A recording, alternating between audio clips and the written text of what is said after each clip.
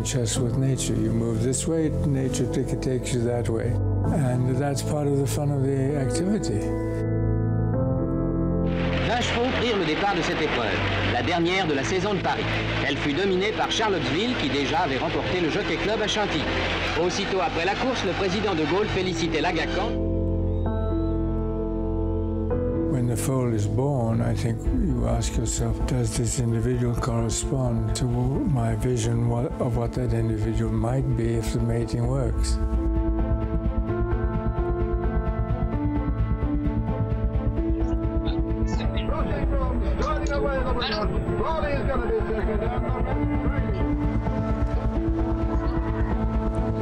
Votre écouteur. À 50 mètres du poteau et la course gagnée. Le gagnant du Jockey Club, c'est vraiment très spécial, surtout si on l'a élevé soi-même.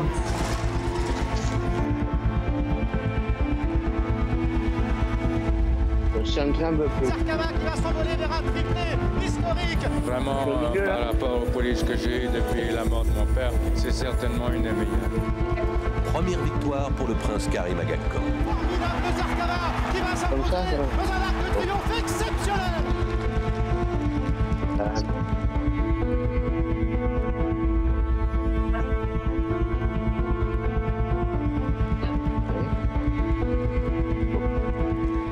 Oui, oui.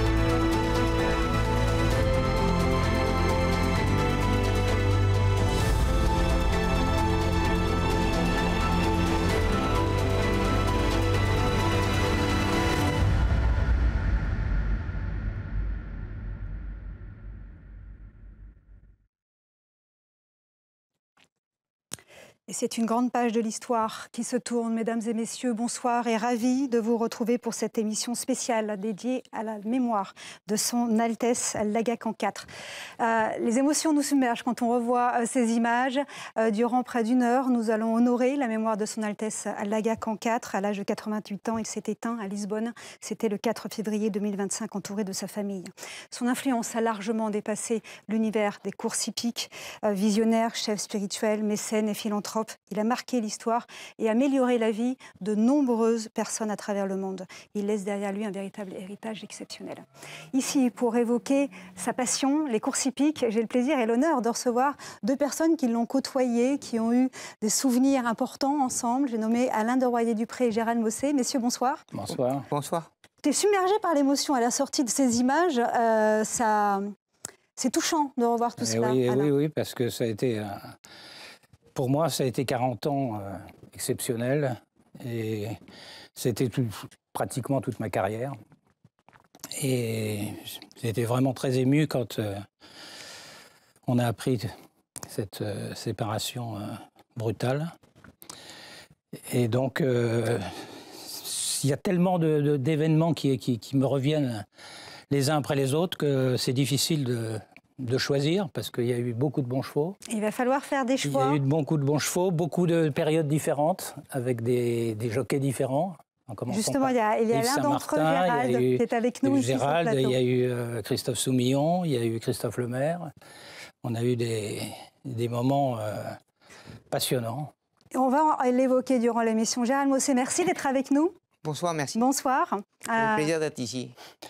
Merci d'avoir accordé, accordé de venir ici, surtout d'avoir accepté notre invitation. Et évidemment, Gianni Caggiula, notre historien à nous, ici, sur l'antenne. Bonsoir à vous, Gianni. On va revenir sur l'impact, finalement, exceptionnel qu'a pu avoir, et l'élevage et le propriétaire, qui était Son Altesse l'Agacan IV. Durant cette émission, de nombreux témoignages viendront ponctuer donc cette heure ensemble que nous allons passer. Et je le disais tout à l'heure, c'est vrai que Son Altesse Agacan, depuis sa disparition, les hommages affluent du monde entier. C'était le chef spirituel des Ismaéliens Nizarites, communauté forte de près de 15 millions de fidèles. C'était une figure influente bien au-delà des courses. Son engagement humanitaire, son rôle de guide religieux et son influence dans les hautes sphères internationales lui ont valu une reconnaissance unanime. Vous avez pu voir quelques tweets passer. Le président de la République, Emmanuel Macron, le Premier ministre canadien Justin Trudeau, le Premier ministre indien Narendra Modi, nous avons également le cheikh Mohamed. Tous sont tenus à saluer la mémoire de Son Altesse l'Agacan IV. Mais nous, ce soir ici, nous sommes présents pour évoquer donc ensemble son univers, l'univers qu'il appréciait tant, sa passion, qui était les courses hippiques. On va regarder ensemble ce qui vous attend ce soir sur l'antenne d'Equidia avec cette émission spéciale ensemble, ici sur le plateau. Nous avons un magnifique documentaire à vous proposer, à voir, à redécouvrir peut-être pour certains ou à découvrir pour d'autres, à partir de 21h40, un jeu d'échecs avec la nature. Fanny Hubert-Salmon et Dimitri Iordanescu, pendant près de 3 ans, ont monté ce magnifique film documentaire à découvrir tout à l'heure. La saga Agacan à partir de 23h30. Et puis nous terminerons cette soirée avec un top course spécial 100% Agacan. Là encore, il a fallu faire des choix qui n'étaient pas évidents pour l'ensemble de la rédaction. Gianni, on va revenir au démarrage, les origines finalement de Son Altesse. C'était pas évident finalement de prendre la suite de l'héritage familial. J'ai pu relever dans une interview, il l'accordait au TDN, lorsque papa est décédé, nous, donc ses enfants, ne savions absolument pas quoi faire de cette passion familiale. Oui, effectivement, parce que le prince Karim Agacan n'était pas forcément passionné par les courses de chevaux au tout début. C'était un sportif accompli, un skieur alpin émérite qui a participé aux Jeux Olympiques. Et tout a commencé en fait pour le prince Karim Agacan en 1960, suite au décès de son père, le prince Ali Khan, qui est décédé dans un accident de voiture à Suresnes en rentrant des courses. Et c'est là qu'il a récupéré donc l'héritage court de son grand-père. Et il a vite compris les rouages de l'élevage et des courses, puisque dès sa première année de propriétaire, donc en 1960, il a fini tête de liste des propriétaires. On l'a vu dans le clip de France Gallo, Charlottesville, qui gagne le Jockey Club, le Grand Prix de Paris et le prix Lupin. Petite étoile, jument de légende de la fin des années 50, début des années 60, avec laquelle il a gagné la Coronation Cup. Voilà. Et ça a été le début d'une fantastique odyssée, d'une fantastique épopée qui a duré 65 ans pour un total, d'après mes comptes. Ah oui, parce que je suis pas sûr, en 262 victoires de groupe 1. Enfin, et disons plus de 160 groupes 1. Plus de 160 groupes 1 au palmarès donc, de Son Altesse l'Agacan IV. Et tout de suite, s'est dirigé vers celui qui régnait en maître sur l'entraînement en France. J'ai nommé François Mathey. Propose d'écouter justement en premier témoignage, c'est Son Altesse Agacan qui parle de François Mathey. Comme vous le savez, c'était un entraîneur exceptionnel, c'était un observateur de grande qualité, un homme extrêmement réfléchi, très cartésien dans sa réflexion. Et je dirais pas l'élevage, mais le côté exploitation d'une écurie de course, j'ai essentiellement appris pendant mes années quand il était entraîneur pour moi. Et on a connu de très très grands résultats. Tout appris pratiquement au niveau de l'entraînement et des courses de François Mathey. Absolument, oui. Mais ça, je l'ai toujours entendu dire. Et puis, je sentais, moi qui avais un petit peu travaillé avec Yves Saint-Martin, je retrouvais aussi la même vue des choses, la même école. Justement, Yves Saint-Martin est avec nous en direct. Il nous fait le plaisir également d'honorer la mémoire et de témoigner ce soir dans l'émission. Bonsoir Yves Saint-Martin, merci d'être avec nous. Bonsoir, oui. Quelle est la première image, le premier souvenir qui vous vient en tête? C'est quand j'ai quand j'ai monté pour lui au début, qu'il avait ses chevaux schématés, et c'était le premier contact qu'on avait, c'est la connaissance des courses, l'attention qu'il portait aux courses, et la connaissance d'un sportif qui participait pleinement et qui comprenait très bien tout de suite le sens des courses. Et on pouvait lui expliquer ce qu'on allait faire, on lui posait souvent la question, lui quand on allait faire, je lui expliquais, il comprenait très bien. Et il était passionné, même à l'entraînement, il venait voir les chevaux à l'entraînement, et il comprenait, il participait pleinement à ça. Il y a eu un événement important, c'est le premier arc, Gianni. C'était en 82 avec Akida. Ça, c'est déjà le lancement tout de suite de cette association. Oui, de cette collaboration, effectivement, le premier des 4 arcs du prince Karim Aga Khan avec Akida, l'Arc de Triomphe d'Ea, Akida, Ardros à Oisif et April Run et Yves Saint-Martin. On a justement les images. Qui s'impose, femelle de 3 ans, qui gagne donc cet Arc de Triomphe, le premier des 4 arcs du prince Aga Khan, disais-je. Elle s'impose assez sûrement en pouliche courageuse. Elle avait déjà, avant cet Arc de Triomphe, obtenu de très grands résultats dans d'autres courses, mais pas encore dans ce qu'on appelle communément effectivement, le championnat du monde du pur sang, toute course que rêve d'enlever tout grand propriétaire et tout grand éleveur. Les images ici donc d'Yves Saint-Martin qui revient aux balances paraît de la Kazakh à l'issue de cet Arc de Triomphe en 1982. Il était également un très grand sportsman qui voulait honorer aussi ses jockeys. Yves, il vous manquait un groupe 1 avant d'arrêter, avant de raccrocher vos bottes. Oui, absolument. Là, c'est un cadeau qu'ils m'ont fait. Alain va vous le raconter très bien parce que c'est lui l'instigateur de cette course-là. Qu'est-ce qui s'est passé, Alain, ce jour-là? Dites-nous tout. Ce qui s'est passé, c'est qu'on avait une pouliche qui avait gagné un maiden assez brillamment. Et après, elle a couru une listade où elle a été battue, mais on sentait qu'elle montait vraiment en condition. Je m'étais dit, on va courir le week-end de l'Arc, le Marcel Boussac. Pour les pouliches. Et je ne sais pas pourquoi, je l'ai également engagé dans le Grand Critérium. Face au mâle. Et face au mâle, ce qui n'était pas très classique de ce qu'on ne fait pas habituellement. Et puis, en parlant à Yves, Yves me dit, moi, il n'y a qu'une course de groupe 1 en France que je n'ai pas gagnée, c'est le Grand Critérium, qui est maintenant le Lagardère, mais qui s'appelle Grand Critérium. Et donc, je vais voir avec son propriétaire si on peut. Alors, j'ai posé la question au prince en lui disant tout simplement, est-ce que vous voulez faire plaisir à votre jockey? Comme ça, j'étais sûr d'avoir une bonne réponse. et je me souviens, il m'a dit oui, mais certainement. J'ai dit, écoutez, on a une pouliche qui court, qui est engagée dans le Grand Critérium ou le Marcel Boussac. Et je pense que ça ferait très plaisir à Yves qu'on court la course qu'il n'a jamais gagnée. Voilà. Et voilà le résultat sur la piste. Et voilà le résultat. Et ça a été monté de main de maître, près de la tête, le moins de terrain possible, très dans les colmatés, je dois dire. Et ça a été gagné. C'était pas facile, ça. C'était un vrai challenge.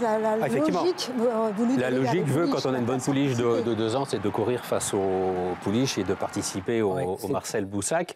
Mais il a toujours été proche de ses jockeys. C'est la réputation qu'a toujours eu le prince Karim Aga Khan. Et Gérald Mossé, ici présent, va pouvoir en témoigner. Il y avait vraiment Il y avait un lien fort entre lui et ses jockeys, Gérald. Il a toujours eu et donné la chance aux gens qui étaient autour de lui, de se sentir dans un élément un petit peu unique et avoir une liberté immense de pouvoir essayer de performer avec les chevaux qu'il élève. Et il a réellement donné, tout au long de ma carrière, quand j'ai travaillé au service du prince, je ne peux pas dire carte blanche, parce que, bien évidemment, l'entraîneur était toujours à nos côtés, mais il n'y a jamais eu de pression, il n'y a jamais eu le moindre sentiment d'essayer de dire il faut faire quelque chose comme ça ou essayer d'imposer quoi que ce soit. Il a tout au long de ma carrière au service du prince, j'avais réellement la sensation d'être un petit peu le roi élu et de faire un petit peu ce que je ressentais avec les chevaux. Yves, vous avez fait les 3/4 de votre carrière avec cette casaque mythique, verte, épaulette rouge. Quelle grande course ou quel événement allez-vous ressortir ce soir ici? Oh, je peux sortir la Breeders' Cup, mais j'ai eu plusieurs. J'ai aussi, en fin de saison, fin de carrière, j'avais un cheval qui n'allait pas très bien le matin, qui était plutôt un cheval de l'après-midi. Il avait couru que 2 courses, un Méden et une autre course derrière, un peu au-dessus. Et on a travaillé ce cheval-là avec les mêmes chevaux qu'on travaillait en vue du Jockey Club. Et ce jour-là, dans le travail qu'on a fait au champ de course, il finit avec les autres chevaux, alors que les autres fois, les fois précédentes, le matin, comme je vous dis, il n'avançait pas. Il était assez loin, en perdition derrière. Et là, je finis avec les autres. Alors, j'ai trouvé qu'il avait progressé énormément sur ces 2 dernières courses. Alors, en descendant, je lui dis au prince, vous savez, il faut courir le Jockey Club. Et il me dit, mais il n'est pas engagé. Comment il n'est pas engagé? Je lui dis, écoutez, monseigneur, il faut le supplémenter. Mais enfin, quand même, il me dit, vous savez ce qu'il a fait? Je dis, écoutez, si vous voulez, moi, je demandais à mon banquier, je vais payer la supplémentation et je vais vous laisser le bénéfice du gain sur la course. Et à ce moment-là, vous l'aurez la valeur du talon. Alors, il m'a dit, alors là, je vais mettre la main à la poche. Il a couru le cheval, et le cheval a gagné le Jockey Club d'une tête. C'était en 87, c'est ça, avec Natroun. Avec Natroun, oui. Exactement. Oui, mais je spécifierais. Moi qui étais spectateur, dans le galop, il a terminé dernier, mais moins loin des autres que d'habitude. Il fallait avoir une sacrée confiance. C'est un cheval incroyable parce qu'il avait débuté dans un maiden à Longchamp en 2004 parce qu'il partait pas vite, etc. Et j'avais mis dans une petite anecdote, ce que je mets à chaque fois qu'un cheval courait, avoir ou pas avoir, etc. Pas avoir. Et effectivement, le cheval gagne de 6 longueurs et j'ai eu un coup de téléphone le soir en disant mais pour un cheval qui n'est pas à voir, c'est pas mal. Ça va aller. Et après, on a couru une listed sur 2004 et effectivement, il s'est repromené comme ça. Et il travaillait toujours quand même très médiocrement.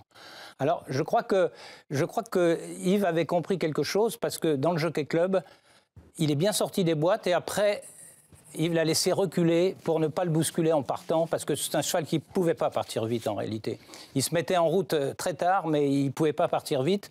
Et il a été très économisé tout le parcours, ce qui fait qu'il est venu gagner tout à la fin. Et c'était un monté d'une façon très, très, très subtile. Et je pense que c'est ça qui a permis de gagner avec ce cheval, mais qui avait des moyens, il n'y a aucun doute. Et c'est amusant parce que une fois, on avait galopé des chevaux et on rentrait avec le prince, etc. Et puis il y avait un cheval qui avait travaillé très médiocrement. Il me dit du temps de Monsieur Maté, on avait un cheval qui s'appelait Natroun et qui faisait rien le matin et qui avait rien fait. Je dis non, c'était pas avec Monsieur Maté, c'était avec moi. Merci Yves, on vous laisse. Merci beaucoup d'avoir participé à l'émission. Et puis, écoutez, à très vite sur les hippodromes. Merci beaucoup. Merci bien. Justement, on va parler de vous, Alain, parce qu'au décès de François Maté, très vite, vous allez reprendre les rênes de l'entraînement parisienne. Vous étiez au départ, pour le rappeler, l'entraîneur de province de Son Altesse. Oui, voilà. Quand Son Altesse a acheté l'écurie Boussac, et il ne voulait pas réformer les moins bons chevaux de course sans les connaître.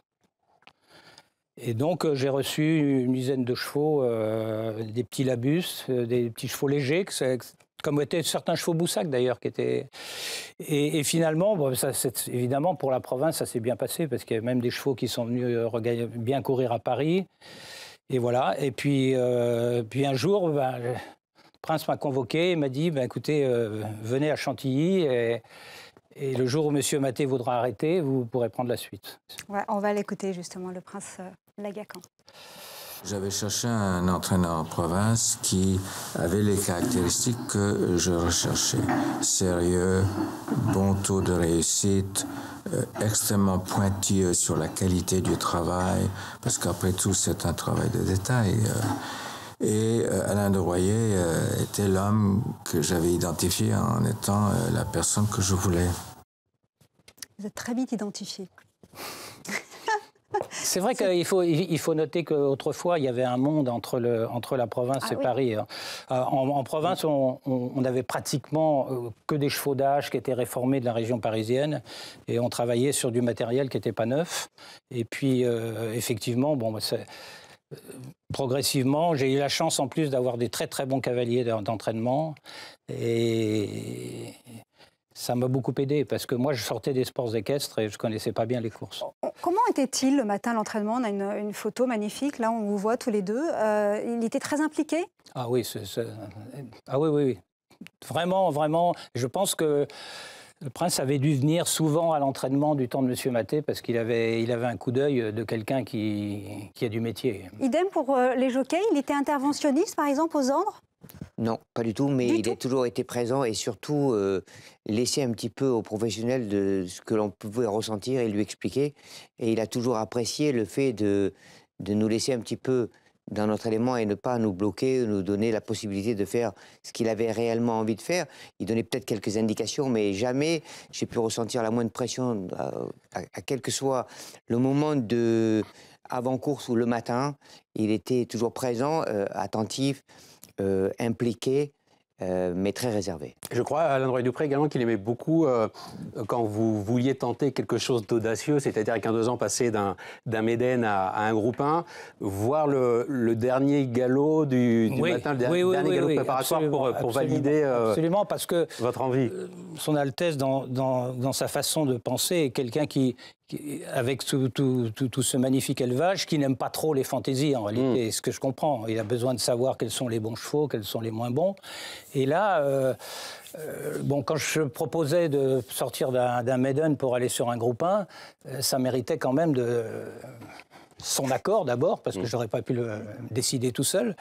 Et puis, et finalement, il venait voir les galops, et comme il voyait bien les galops, oui, il avait cet œil-là. Ça permettait de se dire, après tout, on peut le faire. Et malheureusement, il n'y a pas beaucoup de propriétaires qui sont capables de voir ce que lui voyait, parce que faut vraiment avoir un...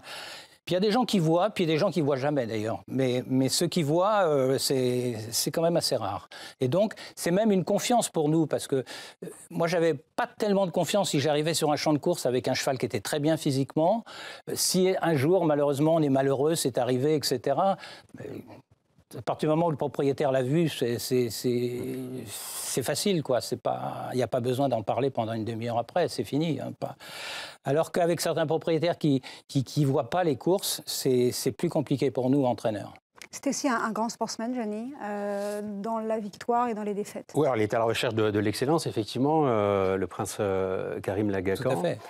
C'est un compétiteur, mais un sportsman. Et j'ai une petite anecdote que vous allez confirmer, Alain Droit-Dupré. J'espère que ça ne relève pas de la légende. Dans l'Arc de Triomphe 89, celui enlevé par Karel Haus, Behera se classe deuxième. Et il paraît qu'Alain Lequeux, qui montait Behera, en descendant de cheval, dans l'enclosure des balances, dit au prince, Monseigneur, on va gagner l'Arc, parce qu'il avait été quelque peu gêné. Et le prince Karim Aga Khan lui a dit, non, c'est l'Arc de Triomphe, jamais je ne porterai réclamation. Ça relève de la légende ou ça s'est passé vraiment comme ça? C'est tout à fait ça. C'est tout à fait ça. Et Alain Lequeux, avec son humour habituel, a dit, mais qui va payer mes impôts? Oui, c'est exact. On va regarder le palmarès de cette, non pas kazakh, mais de l'histoire de son Altesse Lagacan IV, avec plus de 160 groupes 1. Gianni, quand on voit de tels chiffres... Ça donne le vertige, effectivement. En France, comme à l'international, nous avons ici répertorié effectivement les classiques et l'Arc de Triomphe, avec un record de victoire pour un propriétaire. Il est 7 victoires dans le prix de Diane, dont un fameux coup de 3 à la suite, sur lesquels nous allons revenir avec maintenant, revenons justement sur les 3 à la suite de Gérald Mossé dans le prix de Diane. Gérald, quand on est appelé pour être premier jockey d'une telle kazakh, c'est un rêve, c'est un aboutissement, ça représente quoi pour un jockey? Je pense que tout jockey confondu, ayant la possibilité un jour de travailler au service du prince, peut-être que flatter et ressentir quelque chose qui n'existe nulle part ailleurs. Il y a des grands propriétaires, mais la kazakh... C'est unique, vraiment, à la kazakh de son Altesse. Moi, je peux le dire parce que je l'ai vécu. Je rentrais d'Hong Kong, l'entourage du prince m'avait contacté, et j'en croyais pas mes yeux, parce que même si j'avais un début de carrière assez sympathique, voyant l'élevage, voyant le nombre de bons chevaux qui avaient été déjà au palmarès du prince et qui avaient pratiquement tout gagné, le jour où Alain m'avait invité, je m'en rappelle, à son domicile, et on avait discuté un petit peu de la suite des choses. Et on avait commencé juste avant le prix de Diane. Et la veille, nous avions couru à Évry, si vous avez un peu de mémoire. Et on avait fini, je ne dirais pas 2 fois dernier, mais pratiquement. Et il m'a dit, je pense qu'on va venir à la maison, on va célébrer notre première journée qui n'est pas la plus belle, mais ça ira mieux demain. Et on a commencé un petit peu dans cet état d'esprit. Et franchement... Mais c'est le prestige de la Kazakh, c'est l'homme aussi, le leadership qu'il pouvait avoir, la bienveillance qu'on ressent d'ailleurs à travers les images, à travers les photos. C'est un tout. Quand on rentre dans une infrastructure comme celle-ci, bien évidemment, on ne sait pas exactement comment vous allez être perçu, et le prince avait réellement une capacité énorme de vous mettre à l'aise et de vous faire confiance. Quand il vous donne sa confiance, vous avez, je dirais, la facilité de réellement ressentir les choses le plus simple possible. Ce que je peux vous dire, c'est que quand on m'a convoqué et quand j'ai commencé à travailler au service du prince, c'était pour moi le plus beau cadeau qui puisse exister. Je crois que c'est une Kazakh qui fascine, qui a rêvé, fasciné tous les amoureux des courses. professionnels. Et quelle que soit la façon dont on vit les courses, entraîneurs, jockeys, propriétaires, d'autres propriétaires et journalistes et même turfistes. Combien de fois j'ai entendu autour du rond de présentation à Longchamp ou Saint-Cloud des turfistes dire, hésiter, mais c'est un Aga Khan, on le garde. Et il y a eu de nombreuses réactions le lendemain de l'annonce de son décès. Et beaucoup de jockeys sont intervenus, que ce soit des jockeys chevronnés comme Stéphane Pasquier ou des plus jeunes comme Marie Vélan, qui nous a rappelé la fierté qui a été la sienne de porter la Kazakh Aga Khan et de se diriger vers le rang de présentation et de gagner avec cette Kazakh qui a toujours fasciné, quel que soit le corps de métier. Moi, je crois qu'il y a une vue de l'extérieur, on a l'impression que c'est vrai, c'est une équipe qui est très soudée et tout est bien.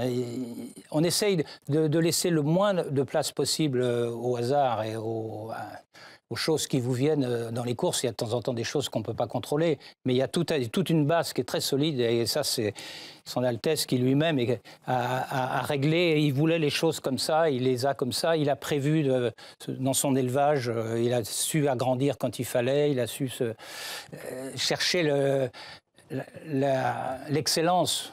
L'excellence tout le temps, en réalité. Et cette fascination, je pense, a été générée et due au résultat, bien sûr, de la Kazakh princière, mais aussi à l'homme.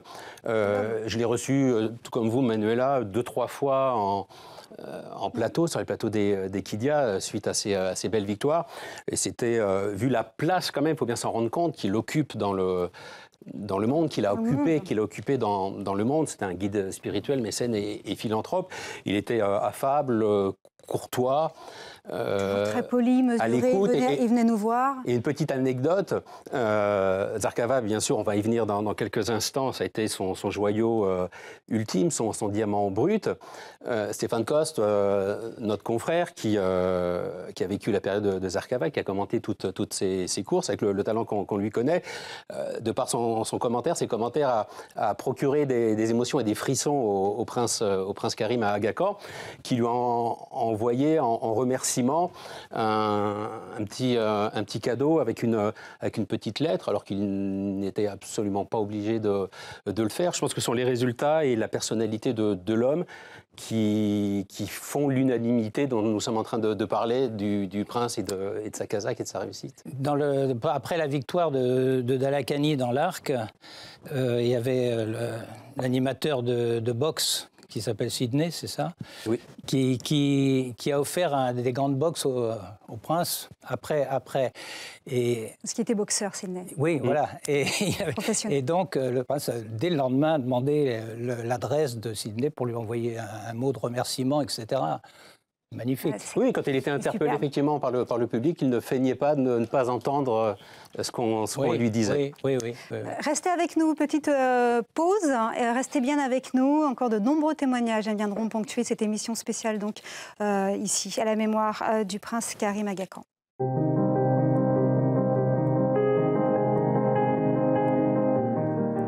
Et nous sommes de retour ici sur le plateau, accompagnés d'Alain Doroyer-Dupré, de Gérald Mossé. Merci encore d'être avec nous. Et Gianni Caggiula, ici également avec nous. On continue, on poursuit cet hommage rendu à son Altesse l'Aga Khan IV, avec également un homme qui a compté durant sa carrière de jockey. Il s'agit de Christophe Soumillon, qui était avec nous, qui a été le premier jockey de son Altesse durant presque 15 ans. Bonsoir à vous, Christophe. Bonsoir à toutes et à tous. Vous disiez dans un communiqué, il a été plus qu'un propriétaire exceptionnel pour moi, il a changé ma vie. Écoutez, j'ai eu la chance en 2001 de remporter mon premier classique avec Anna Bablou, le prix du Jockey Club. C'est une période très difficile pour moi parce que j'avais été un petit peu lâché par pas mal de grands entraîneurs. C'était un peu compliqué à gérer à cet âge-là. Et j'ai eu la chance de croiser Alain Doroyer-Dupré qui m'a demandé de venir le voir un jour aux courses et qui m'a expliqué un petit peu le projet parce que Gérald allait repartir à Hong Kong. Donc, comme je le disais tout à l'heure, si bien Gérald, j'y croyais absolument pas. Oh, désolé, il y a eu une chute. J'y croyais pas du tout. Pour moi, c'était hallucinant parce que Gérald restait sur des grandes victoires dans le prix de Diane et ça m'a toujours ébloui parce que les premiers prix de Diane que j'ai pu voir quand j'étais apprenti à la Fasec à Chantilly, c'était à chaque fois Gérald qui gagnait. Donc je n'arrivais pas à y croire. Et Alain il m'a dit que c'était quelque chose qu'il ne gérait pas, mais qu'il voulait vraiment travailler avec moi, que le prince avait envie de faire une aventure avec un jeune jockey. Donc j'ai pas hésité longtemps. Pour moi, c'était important d'avoir la confiance d'une personne en qui j'avais déjà du respect sans le connaître personnellement. Et c'est vrai que le fait que Alain m'ait un petit peu expliqué comment fonctionnait l'écurie, l'élevage, je me suis rendu compte que c'était quelque chose, c'était la chance d'une vie, quoi. Donc j'ai pas hésité, j'ai dit oui tout de suite. Et à partir du moment où j'ai commencé à endosser la casaque en tant que premier jockey, c'est vrai que beaucoup de choses ont changé. J'ai senti que j'avais plus du tout la même mentalité, la même responsabilité. Et j'ai très vite eu la chance de tomber sur des très bons chevaux. On a commencé avec Kalkevi qui a gagné le Grand Prix de Paris. Et à peu près à la même période, je suis tombé sur Dalakani le matin à l'entraînement. Donc je savais qu'on détenait un poulain qui sortait de l'ordinaire. En tout cas, moi personnellement, j'avais jamais monté un cheval de cette qualité-là. Et quelques semaines plus tard, on a gagné des petites courses avec. Et puis en fin d'année, j'ai gagné un autre groupe 1 pour son Altesse en gagnant le Critérium international à Saint-Cloud avec Dalakani. Et pour moi, voilà, c'était le début d'une grande histoire. Et c'est vrai que j'ai eu, à partir de 2003, tous les rêves que j'avais en tête se sont réalisés. Parce que pour un jeune jockey, le but ultime, c'est de gagner la plus grande course du monde. Et pour moi, c'était l'Arc de Triomphe. J'étais vraiment très très heureux d'avoir son Altesse Oron à mes côtés pour me montrer toute sa confiance. Comme le disait Gérald tout à l'heure, c'est quelqu'un qui bizarrement transcendait la confiance en soi avant une épreuve. Ça m'est arrivé plusieurs fois pour des grands propriétaires de sentir qu'il y avait une pression qui pouvait parfois être légèrement négative ou difficile à gérer, mais avec le prince c'était complètement différent. D'ailleurs, j'étais tellement en confiance ce jour-là que j'ai dû surprendre Alain avant de monter à cheval, puisque je lui ai dit bon, maintenant c'est bon, on a suffisamment discuté. On va aller monter sur le cheval et je vais vous gagner votre première Arc de Triomphe. Je pense qu'ils s'en souviennent tous encore dans l'équipe. Ça m'émouvoit parce que c'était un moment incroyable. C'était la première fois d'ailleurs qu'on prenait un apprenti. Tu étais encore apprenti quand on t'a pris, je pense.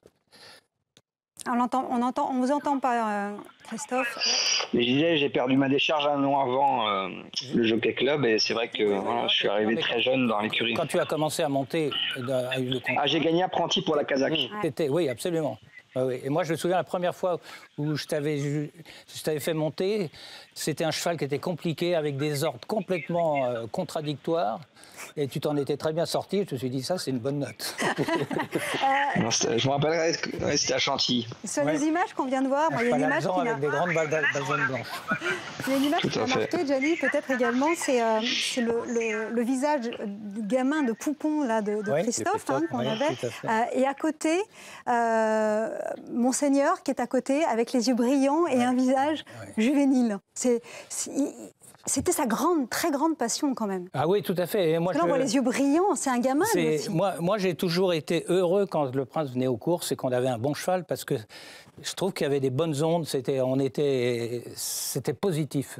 Et même quand il n'était pas là, je me sentais moins bien. Moins bien ouais. C'est les énergies positives comme ça. Gianni, on va parler de Zarkava également. Ah oui, Zarkava, oui, effectivement, nous sommes obligés d'en parler. La perfection. Elle a quitté la compétition en gagnant le prix de l'Arc de Triomphe, en étant invaincue.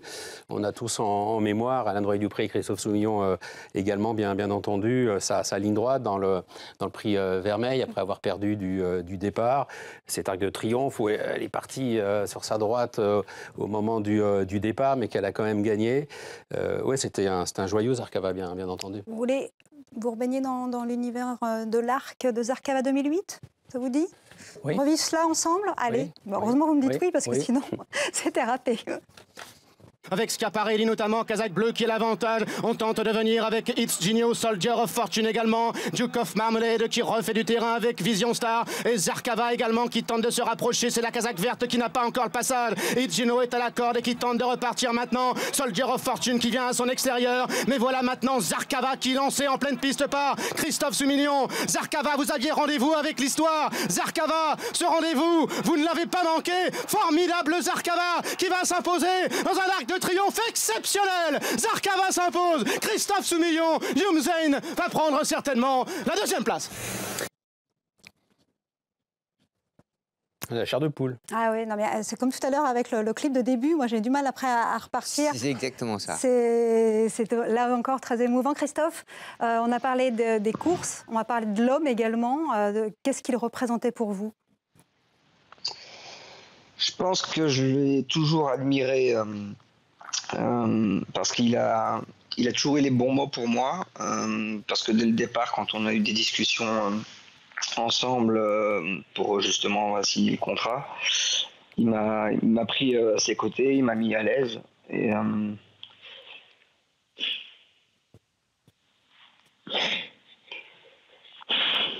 c'était un peu comme un grand-père, quoi.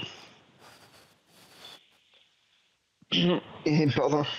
Et Alain parlait justement qu'il dégageait des bonnes ondes.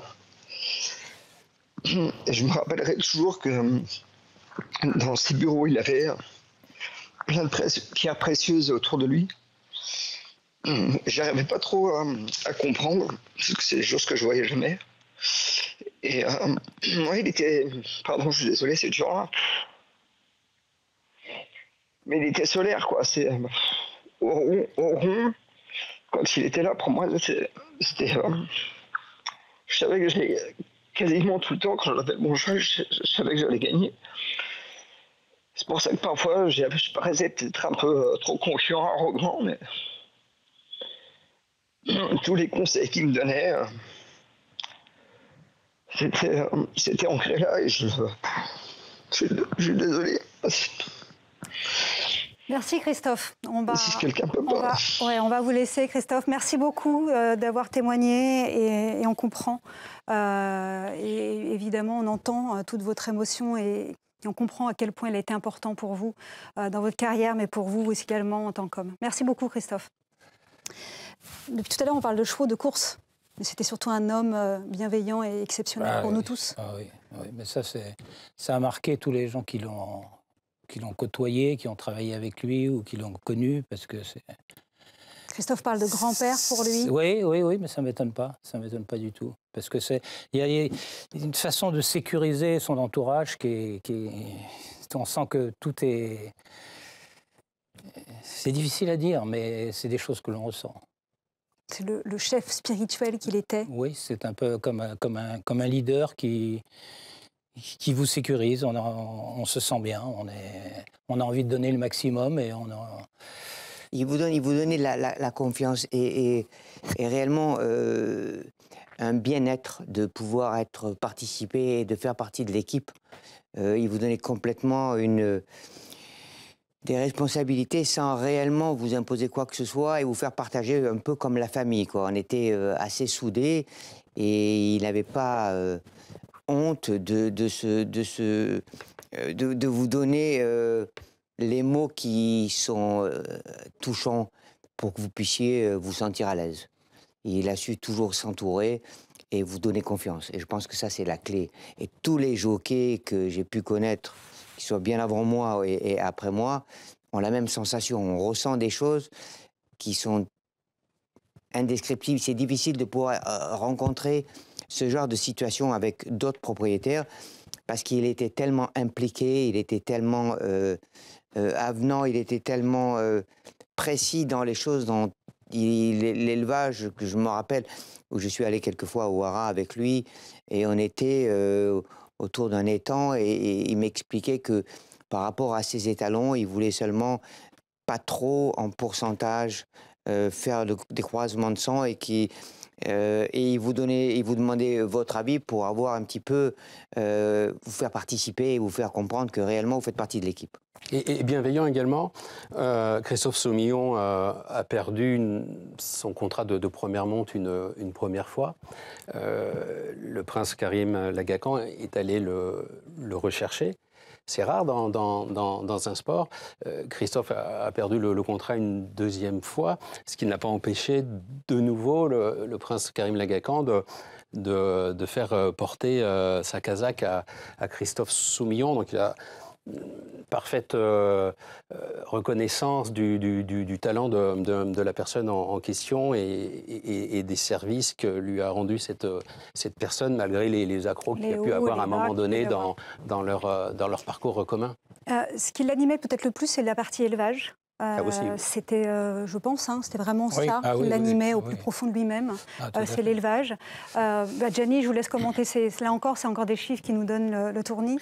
Oui, effectivement, on n'a pas pu tout mettre. Encore une fois, 16 fois meilleur propriétaire en France. Il est également en Irlande, en Angleterre. Et 10 fois meilleur éleveur. Je pense que également ce chiffre lui a tenu particulièrement à cœur, tout autant que sa réussite en tant que meilleur propriétaire. Je propose là aussi de l'écouter concernant son regard justement sur l'élevage. Il faut être à jour tous les jours, constamment, sur les grands courants de sang dans le monde, sur les étalons qui deviennent ou pourraient devenir chefs de race, sur les courants de sang qui montent et les courants de sang qui baissent. La nature vous dit, voilà, vous avez une pouliche avec un pedigree merveilleux, elle va au-dessous en course. Est-ce qu'il faut élever avec elle ou pas? On ne sait rien d'elle, de ses aptitudes sportives, sauf qu'elle n'a rien à montrer en course. La nature vous dit, vous avez une grande jument de course, elle vous fait dans son carré au Haras une pouliche. Est-ce qu'on peut faire survivre cette famille à travers une seule pouliche descendante d'une grande jument? Même chose pour les étalons. À quel moment est-ce qu'un très grand cheval de course a une probabilité de devenir un très bon étalon? Donc on est constamment dans ce jeu passionnant de savoir si c'est la nature qui va dominer le processus ou votre capacité de gérer et d'anticiper. Nous sommes en compagnie justement de Némonie Rousse, directrice et manager des Aga Khan Stade France. Bonsoir à vous, Némonie. Bonsoir, Némonie. Bonsoir, Némonie. Bonsoir. Alain et Gérald sont avec nous ici sur le plateau, avec Gianni également. On voulait aborder la partie élevage, évidemment, avec vous. Hein. Vous êtes resté 27 ans auprès de Son Altesse. Avait-il une philosophie bien particulière, Son Altesse, d'élevage, concernant l'élevage? Une philosophie, je dirais que tout était fait vraiment dans la logique. On cherchait beaucoup de paramètres très logiques à chaque fois qu'on faisait un croisement. On regarde les inbreeding d'abord, puis le modèle, puis la distance, le tempérament, à la fin le prix, parce qu'on ne va pas vraiment mettre une jument de petite valeur à une étalon de grande valeur. Il mettait les paramètres de son côté, si vous voulez, en étudiant tous les différents critères qui peuvent intervenir. Pour les croisements, on ne met jamais une jument qui n'est pas confirmée à un étalon qui n'est pas confirmé non plus. Il faut toujours que soit l'un ou l'autre est confirmé. Et puis, à chaque point dans l'élevage, il essayait d'avoir de l'excellence, si c'était dans le personnel, si c'était dans le terre. Il aimait beaucoup avoir des grands espaces pour élever ses chevaux et les donner le temps qu'il fallait aussi. Nous, on prépare par nos chevaux pour des ventes. Ça veut dire qu'on les laisse des temps pour mûrir. Et puis, de temps en temps, ils sont pas toujours les plus précoces, mais je pense que ça les laisse le temps de finir leur croissance aussi. Ça veut dire que souvent, les bons chevaux Aga Khan, ils progressent avec les courses. Et je pense que ça, c'est parce qu'on les donne le temps à chaque étape de leur vie.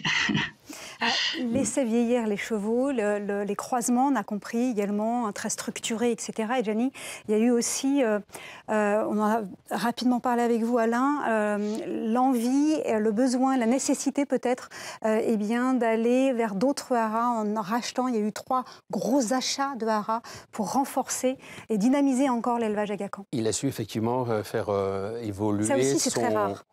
Oui, à ce niveau-là, son élevage avec d'importants achats. Il a récupéré les effectifs Dupré, Boussac et Lagardère. Quand il a récupéré les effectifs Lagardère, ça chiffre à 222 chevaux, je crois. Et cette mixité, je vais prendre un exemple. Il y a 4 étalons là, qui stationnent au haras de Bonneval. Siouni, qui est issu de l'élevage Lagardère, enfin c'est une souche maternelle Lagardère. Il y a Vadeni, souche maternelle Lagardère, et Revan, souche Boussac, et il m'en manque un dernier, Zarak. C'est Zarak, et Zarak, c'est la souche de base de la famille Aga Khan, de son grand-père. On y retrouve Petite Étoile, qui est la poulinière de base, qui est à la base de la lignée qui mène jusqu'à Zarkava. Donc voilà, tout est réuni. Il faut savoir se moderniser tout en restant dans la tradition. En ce qui concerne les haras, quand est arrivé l'élevage Boussac, je pense qu'ils aient changé de terroir et qu'ils aient été élevés en Irlande. Je pense que ça a donné vraiment des chevaux un peu plus osseux, un peu plus. Et je pense que ça a été une réussite. Et c'est une période où on a eu des très bons chevaux irlandais qui venaient de l'élevage Boussac, qui était vraiment typiquement français. Le changement également de terre. Français, et ça, c'est connu que changer d'herbage, pouvait être il y a des expressions que je ne dirais pas. Ah bon, d'accord. Bon. J'insiste pas. Voilà. Némonie, avant de vous libérer, à titre personnel, je disais, vous l'avez accompagné aux courses également, en France et à l'international. Que retiendrez-vous de Son Altesse Aga Khan ? C'est difficile à répondre à une question si énorme, je trouve, parce que c'est quelqu'un qui a vraiment marqué ma vie. C'est quelqu'un qui avait beaucoup d'intelligence. Il avait un intellect énorme, très cultivé, culturé. Quelqu'un inspirant, qui était aussi très gentil envers tout le monde, pas juste des gens, des rois et des princes et les princesses, mais avec tout le monde, il traitait tout le monde pareil. Il prenait le temps pour tout le monde. C'était surtout quelqu'un qui n'avait pas beaucoup de temps. Là, son agenda, c'était booké 6 mois, 1 an en avance. Il avait des réunions bookées tous les jours. Chaque minute était chronométrée. Mais quand il croisait les gens, il donnait pas l'impression qu'il était pressé. Il avait toujours du temps pour tout le monde, je trouvais. C'était quelqu'un formateur qui il nous a donné, on apprenait beaucoup de lui et il a surtout amélioré la vie des milliers de gens dans le monde entier. Et nous, on raisonne dans notre monde hippique, mais le prince, son vrai métier, c'était d'améliorer la vie des autres, hein, en fait. Mais il était passionné par les courses. C'était vraiment un moment de plaisir. On sentait qu'il adorait ses chevaux, il adorait les réunions de croisement, il aimait beaucoup aller le matin au galop, prendre le café chez Alain. Chaque étape était pour lui un plaisir. C'était son grand plaisir que d'aller à l'entraînement ou à l'élevage ou encore aux courses également, puisqu'il y avait également la compétition qui l'animait. Merci beaucoup, Noémie, d'avoir été avec nous en direct. Très vite. Oui, le premier cheval qui a été pensé, conçu par le prince Karim Lagacan, qui n'a pas hérité des familles de son grand-père, c'est Shergar. Alors, on ne peut pas faire cette émission sans citer le nom de Shergar, qui est un authentique champion, qui a le record de longueur à l'arrivée d'un derby d'Epsom. Il y en avait 10. Faites bien effectivement de nommer Shergar, parce qu'on va maintenant évoquer un autre grand sujet et qui est ô combien important. On parlait tout à l'heure bien de ce qu'il a pu faire dans les courses. C'est pas arrêté uniquement à l'élevage, aux courses, mais également à la ville de Chantilly. Je pense que je peux dire aujourd'hui que s'il n'avait pas été là, l'hippodrome de Chantilly serait fermé à l'heure actuelle. Lui, France Gallo, ainsi que les collectivités locales, eh bien, ont beaucoup contribué à la sauvegarde de l'hippodrome, du château, du jeu de paume, de tout le domaine de Chantilly. Je propose d'écouter Éric Woerth, qui s'est exprimé, qui a tenu à lui rendre hommage également. C'était le maire de Chantilly de 1995 à 2017. Et au fond, après, le duc d'Aumale, prince français par excellence, c'était un autre prince d'une autre religion qui venait aider Chantilly avec le même enthousiasme et la même vision, la même hauteur de vue. Je garde du prince un souvenir d'abord d'amitié. Vraiment, je garde le souvenir d'un humaniste profond, de quelqu'un terriblement précis, mais sans doute sa mission d'éleveur, son métier d'éleveur devait également y être pour quelque chose. Donc très précis, très sérieux dans l'approche des dossiers et extrêmement solide dans ses engagements. Je pense à sa famille, à Zara, je pense à son frère, évidemment aussi.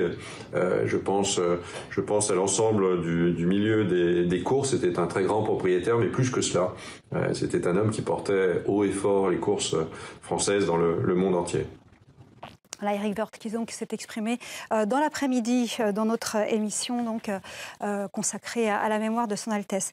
Avant de conclure cette émission, je voudrais évidemment qu'on parle également du film que nous allons pouvoir visionner dans quelques instants. Un film co-réalisé avec Dimitri Iordanescu et Fanny Hubert-Salmon qui est avec nous depuis les États-Unis. Merci beaucoup Fanny d'être avec nous. Un jeu d'échecs avec la nature. Déjà, pourquoi ce titre ?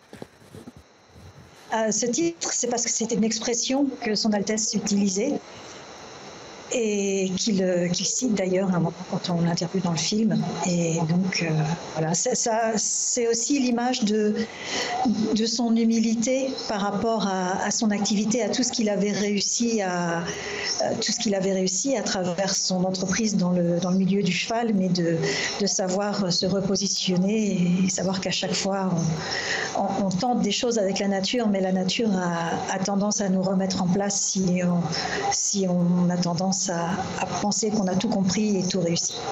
La réalisation de ce film a duré près de 3 ans, c'était pendant la période du Covid, c'est ça? Oui, c'est ça. Nous avons commencé à réfléchir avec Aline Giraud, que je voudrais vraiment associer à ce projet, Aline Giraud des Aga Khan Studs, parce qu'elle a énormément contribué aussi, ainsi que Kate Hannam, qui a rejoint l'équipe par la suite. Mais ça a été une expérience incroyable qui a commencé juste avant le confinement. On avait signé le contrat juste avant le confinement. C'était aussi une envie et une volonté de l'équipe des Aga Khan Studs de célébrer ce qui avait été réussi non seulement par Son Altesse, mais aussi les générations précédentes, et de bien montrer que c'était pas juste une aventure française, mais une aventure internationale avec 2 bases en France et en Irlande. Et évidemment, quand on est arrivé dans le Covid, aller filmer et réaliser des interviews en Irlande est devenu beaucoup plus compliqué. Mais c'était une incroyable aventure et nous mesurons la chance que nous avons eue d'avoir cette opportunité ainsi que la confiance de la princesse et du prince et des équipes. Oui, parce qu'il y a des témoignages bouleversants d'ailleurs dans votre film, et de la princesse Zara et de Son Altesse. On sent la complicité énormément aussi, et ça, je pense que c'est quelque chose qui m'aura toujours marqué. Vous savez, pour avoir aussi travaillé sur des interviews, Manuela, que quand on vous annonce que l'interview se fera avec 2 personnes dans le même cadre, ça fait un petit peu peur, parce qu'on se demande après comment on va réutiliser les images, comment on pourra les monter les unes par rapport aux autres. Et c'est vrai qu'une interview avec 2 personnages clés de ce film, 2 personnes clés ensemble, côte à côte, ça pouvait faire peur, et au final c'était incroyable de vérité, de sincérité, d'humour. On sentait la complicité, et je pense que ça a aussi participé à faire que ce film sonne vrai. Merci beaucoup Fanny d'avoir témoigné dans l'émission. Je vous rappelle, en direct des États-Unis. Merci. Merci énormément. C'est déjà la fin de notre émission. Merci Alain d'être venu sur le plateau. Un petit mot avant de conclure. Oui, pour moi, c'est vraiment la fin de ma carrière. Je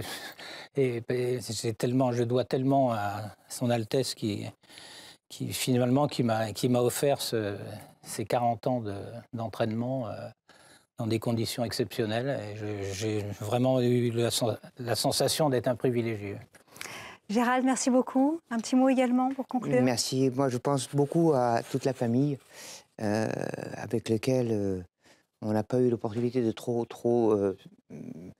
avoir la chance de se voir récemment, mais je dirais qu'il ne quittera jamais l'image des courses. Il a été bon, passionné, et il ne nous quittera jamais.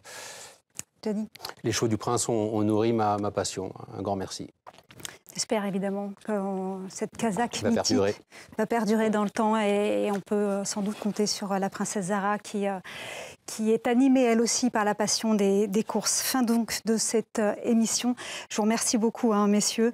J'espère que vous avez pris plaisir à regarder ces quelques grands moments de la carrière de Son Altesse l'Aga Khan, qui laissera une empreinte indélébile, ça on en est sûr, dans le monde hippique, et qui continuera d'inspirer les futures générations. Merci à tous d'avoir suivi cette émission.